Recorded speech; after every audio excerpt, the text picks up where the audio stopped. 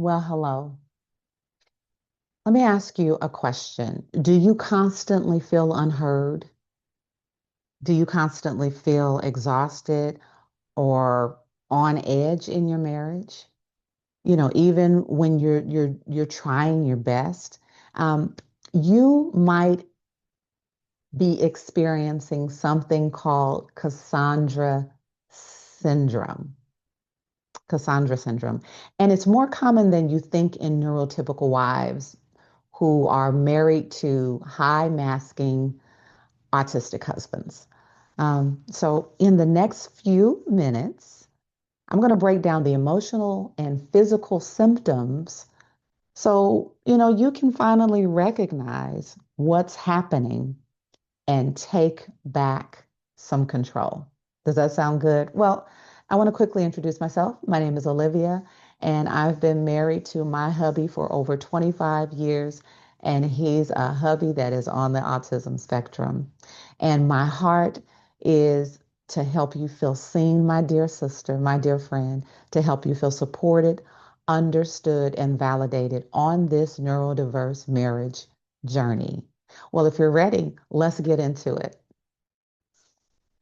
Well, if you found this video because something in your body or something in your heart has been quietly whispering, this isn't going to work.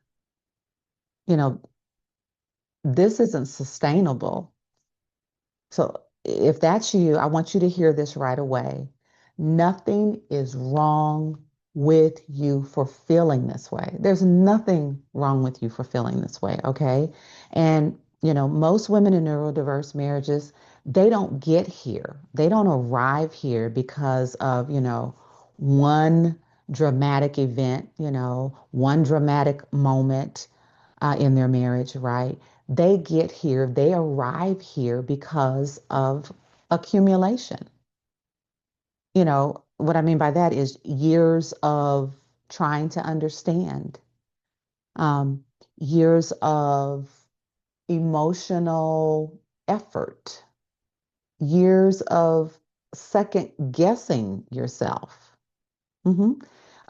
Years of stress that doesn't seem to ever resolve, right? No matter how patient, no matter how loving, how wonderful and beautiful you are, or understanding you may try to be. And often the hardest part about all of this is here's the hardest part. Your husband may not look abusive. He may not look abusive. He may be high functioning, intelligent, successful, yeah, and very well liked. And other people may admire him, which can make it incredibly, incredibly, incredibly difficult to trust your own lived experiences, right? Yeah, it can make it, it can make it really, really hard. So, um, a lot of wives, they tell me they notice the physical symptoms first, okay? Um, they didn't think like, something is wrong with my marriage. They don't say that, that's not the first thing that comes to mind. They'll think something like, why am I always tired? Why am I anxious all the time? Why do I feel lonely, even though I'm not alone? Um, Your body, dear friend, your body often recognizes chronic stress long before your mind has language for it. Mhm. And when stress goes unnamed for a long, long time, your nervous system stays on high alert, constantly scanning, constantly compensating, right? And constantly adjusting. That isn't personal failure. You know what that is? That's a survival response. That's what that is. Okay. Well, let's talk about, let's ask the question, what is Cassandra syndrome? Okay. Well, Cassandra syndrome, I'm going to read this, okay?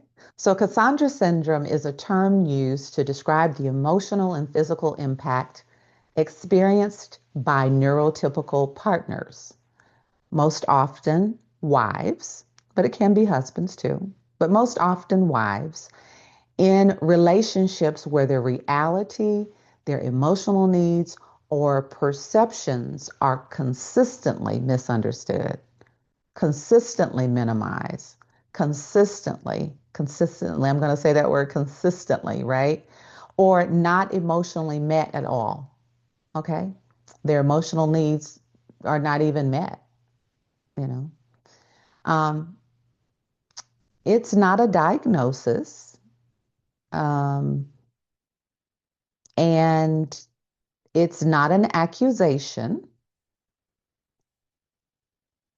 and it's not about blaming autism, okay? Um, it's a framework for understanding impact.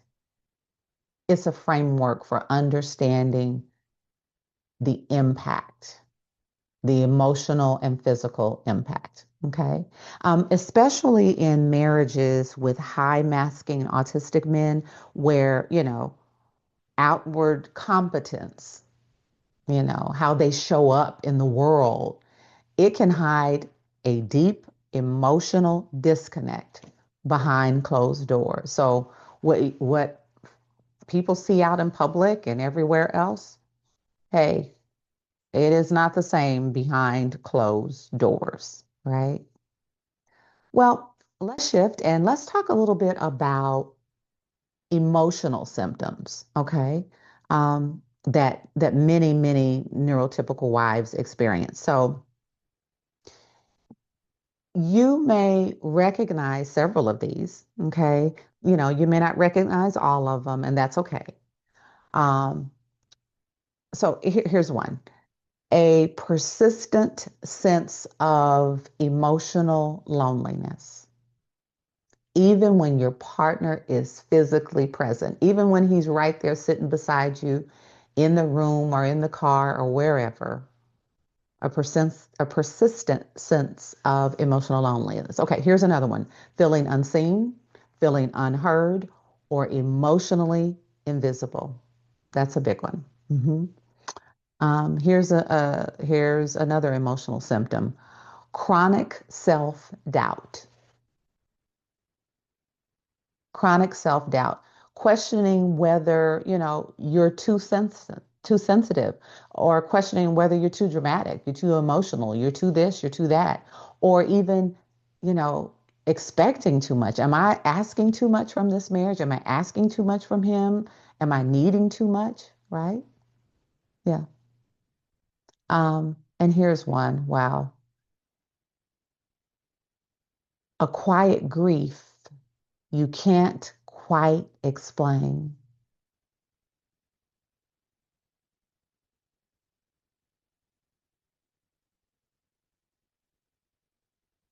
Here's another one.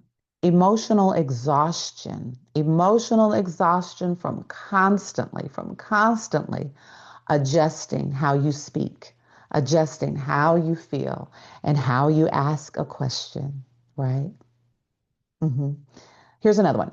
Hypervigilance. You're monitoring your tone, your timing, your mood, or even your reactions, right? And here's another one.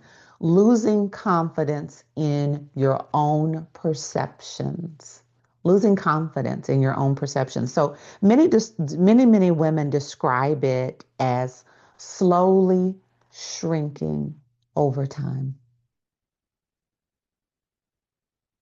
They become quieter, less expressive, and less sure of themselves, right? And if you're recognizing yourself here, just take a moment, because that recognition alone, that matters. That matters, okay? Well, let's keep going. Let's now talk about the physical side, okay? Because this really is often overlooked, the physical side, okay? So, chronic emotional stress doesn't stay emotional. Mm-mm. It lives in the body. It lives in the body. And so let me share some common physical symptoms with you. Okay. So here are some common ones. Okay. Exhaustion that sleep does not, will not, cannot fix. Okay. Um, Number two, brain fog or difficulty concentrating. hmm That's one. Yeah. Okay. That's two. Number three, anxiety or panic symptoms. Mhm. Number four, digestive issues. Mhm. Stomach problems, right?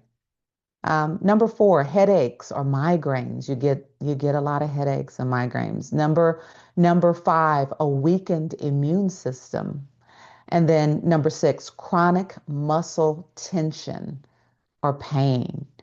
For me, I carry a lot of tension in my neck, my upper shoulders and my neck, right? And so, many wives, they tell me that they thought something was medically wrong with them, right?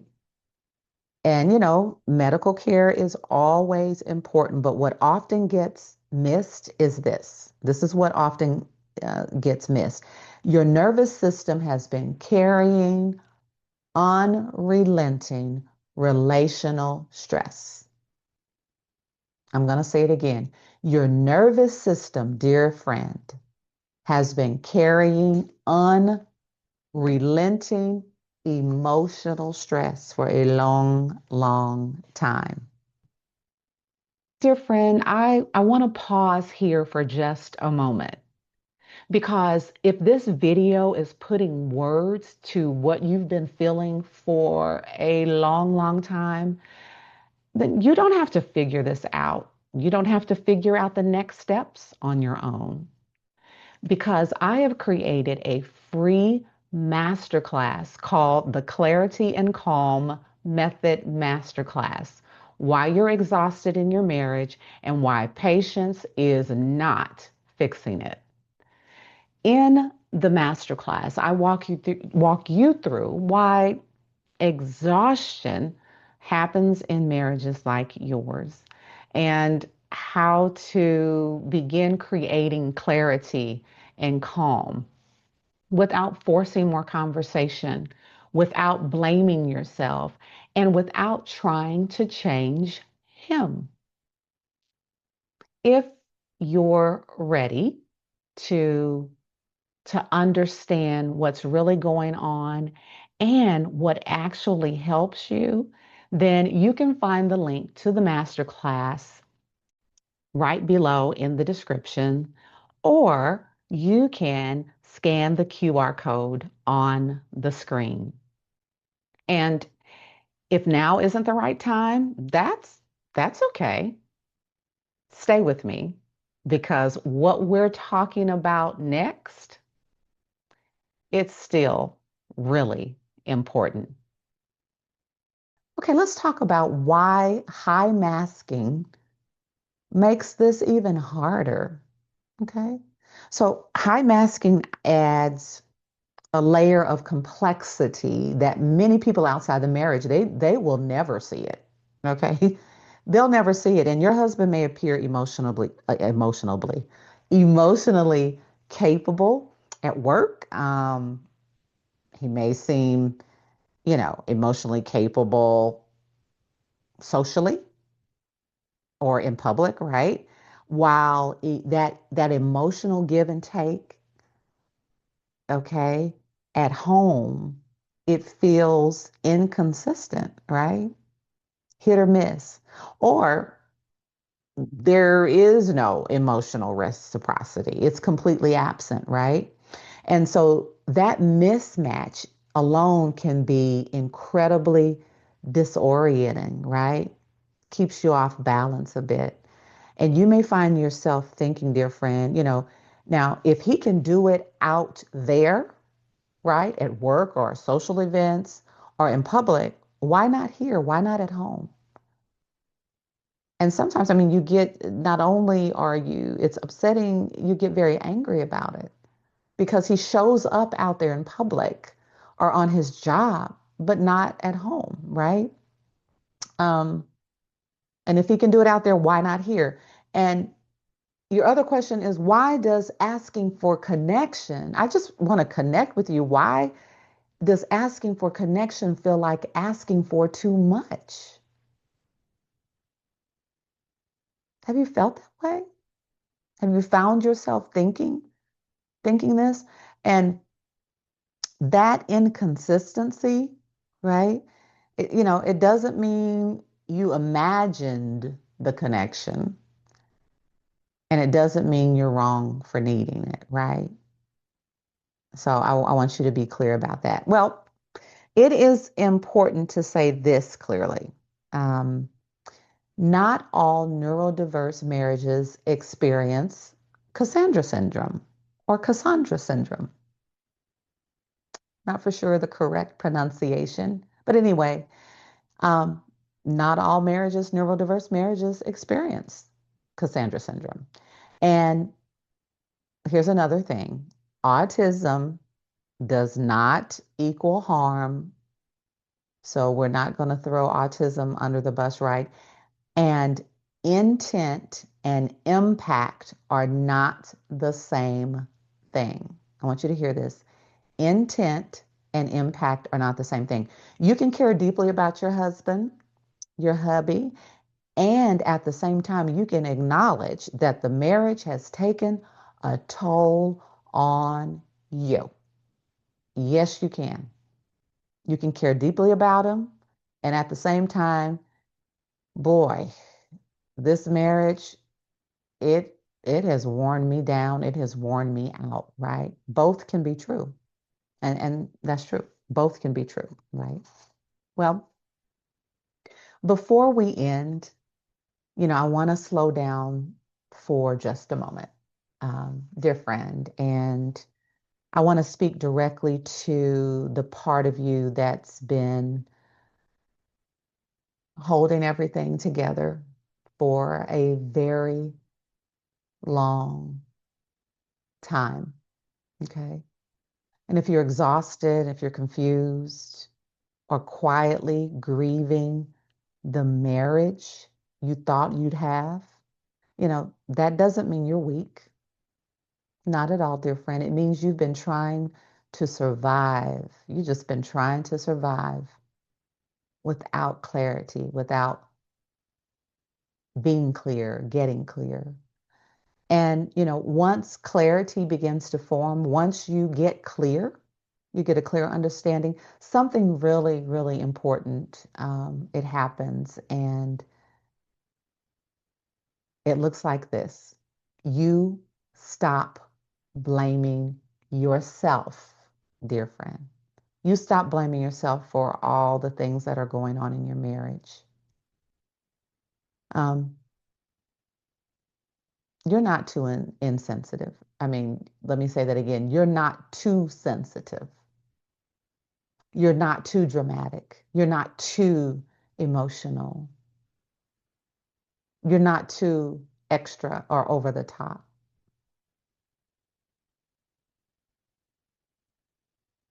You're not asking for too much.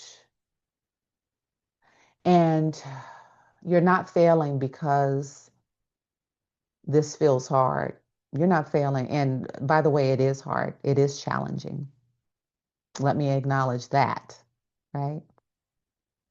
Um, there is a way, different. There is definitely a way to move forward with, more calm, with more steadiness, and more self-trust, right? Um, even if nothing changes overnight. Yeah. And, whether you take the next step with me or you simply kind of sit here tonight and kind of let what you've learned today, kind of marinate. right?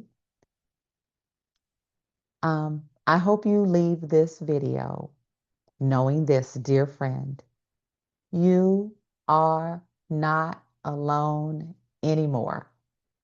No, ma'am, you're not alone anymore. And you do not have to carry this confusion anymore.